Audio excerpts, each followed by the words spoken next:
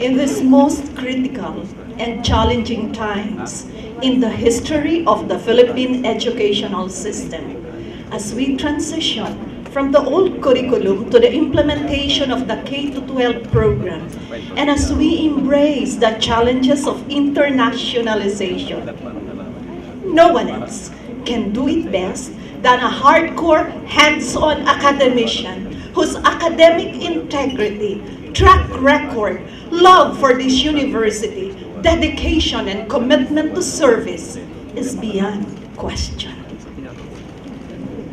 Good morning, ladies and gentlemen. I am Helen Llenaresas, a Doctor of Education and a proud graduate of Bicol University College of Education, magna cum laude. I have been with this university for the last 35 years. I rose from the ranks, from assistant instructor to Professor 6. I have served in various capacities as department chairperson, college secretary, principal of the Laboratory High School, dean, assistant dean of the College of Education, the first ever director of the Zonal Computerization Center, and as vice president for academic affairs. Building on the legacy of this present administration, under the leadership of our beloved President, Dr. Patria and of the 6 other presidents before her, I am happy to present to you this morning my development plan for Bicol University for the next 4 years. Ladies and gentlemen, before you is the framework of the comprehensive development plan I have prepared for Bicol University. I envision this university to be the leading teaching and research university that nurtures 21st century professionals and leaders. Aligned with the competencies of the 21st century, I have formulated the following institutional learning outcomes that will mark every Bicol University graduate. Every Bicol University graduate should have the following institutional learning outcomes: demonstrate critical thinking, communicate effectively, collaborate with diverse people ethically, and create knowledge and innovation to promote inclusive development as well as localization. In accordance with the mission of the Bicol University as stipulated in Republic Act 5521, I have set 2 overarching priorities for Bicol University.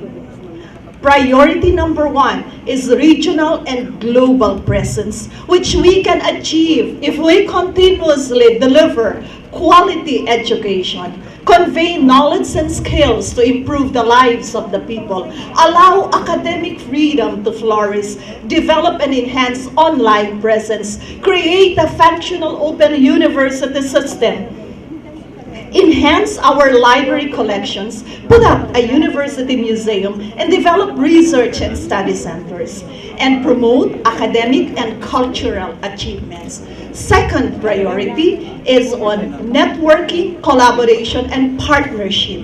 Let us collaborate with other agencies, industries, educational institutions here and abroad. And let us also develop the protocol in the recruitment and support of international students.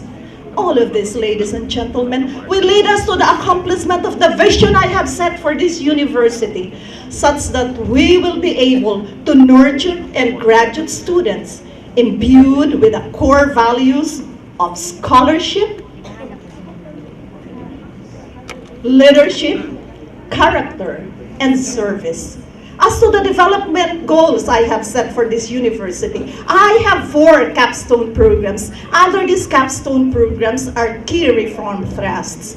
First capstone program is, of course, on instruction. Under instruction, we have open access to quality education. Let us open the doors of the university to international and national students. The next one is of course on commitment to academic excellence. Let's identify banner programs in the university. Attend to student welfare to include updating of basic services like state-of-the-art classrooms, laboratories, dormitories, canteens, additional comfort rooms, and student areas and lounges. The next is on research and innovation. Under research and innovation, let us have the establishment of relevant centers in the university to increase our engagements. The next one is on upgrading of the facilities in research offices. And the last, ladies and gentlemen, is on R&D dissemination and utilization. We should be able to disseminate the results of research in the university. The next one is on extension service. Under extension service, we have the following: a comprehensive extension program anchored on the 4 pillars of the university. Let us also establish a one-stop information shop where we can promote the region as a hub for knowledge and intensive activities to promote inward investment. The last but not the least is on human resources. Under human resources, let us upgrade the human resource development in the university, and let us make and ensure a very dynamic human resource development program in this university. The next one is on institutionalization of well-defined strategies for personal growth and professional enhancement. And the last but not the least is opening the university to national and international experts. This, of course, ladies and gentlemen, are the academic activities of this university. In support of the academic activities, there should be infrastructure in place, and thus the following enabling strategies. Enabling strategy number 1 is on instruction and human resource development. Let's put up a functional open university system, enhance our library collections, put up a university museum, invest in the development of the academic workforce in the university, and let us develop our students grounded on OBE. Let's synchronize co-curricular programs, create summer programs, institutionalize research opportunities, and let us institutionalize the programs for special population.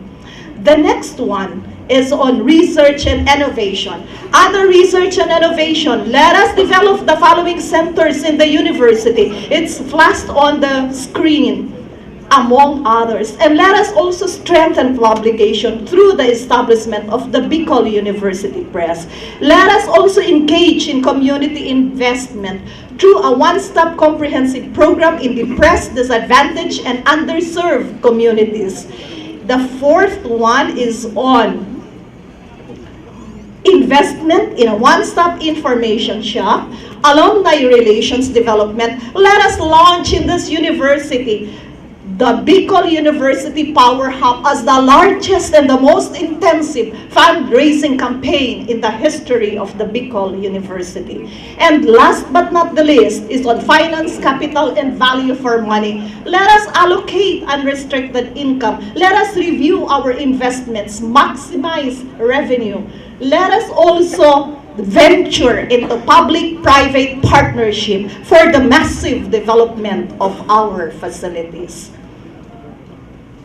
Let us invest in infrastructure that would facilities that would bring the university to becoming a green campus with culture-based designs, and let us invest in information technology.